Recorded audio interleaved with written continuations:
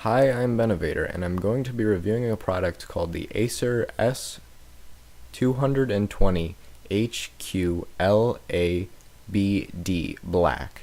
Now, this is a 1920 by 1080 monitor that is very similar to the Acer G226HQLBD.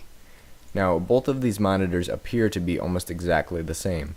However, the one I bought, the first one that I said, has a slightly better contrast ratio and only costs $5 more.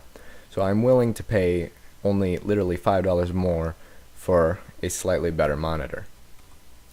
Now, this monitor is excellent in every respect. It's got 100 million to 1 contrast ratio. It's 1920 by 1080. Mine only came with 2 dead pixels that were on the very far right, so that is excellent as far as dead pixels go. The monitor at its thinnest is only a half an inch thick. At its thickest, it's only an inch thick, so it's very, very thin. It's only slightly thicker than a iPhone, than most iPhones. Now, the power brick that comes with it, because to keep it as thin as it is, it requires an external power brick, which is kind of a downside for me, but depends. The power brick says that it only uses 30 watts. The Newegg site says it only uses 22 watts. Either way, that is very, very low power, which is most likely because it uses LEDs as opposed to incandescent lights. And yes, it is LED backlit.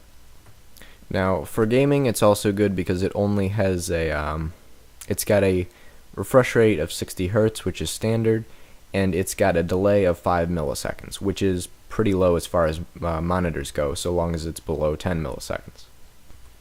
Also, one of the standard features is that it can display 16.7 million colors. The only real downside for me is that it has an external power brick, and this external power brick uses a sort of weird plug-in to it because it's two-part. There's a small little plug-in that plugs into the back of the computer, and then there's the one that plugs into the wall. Now, it uses these weird 3 circles as opposed to the 3 prongs that we're used to in computers and most monitors. This seems sort of proprietary, and I don't know why they would use it as opposed to the usual 3 vertical lines. Also, the entire monitor setup only weighs about 5 pounds, which is excellent. And the entire thing is black. The entirety of it is black, except for, of course, the screen. Unfortunately, this screen only has 2 video inputs, one of which isn't an HDMI port.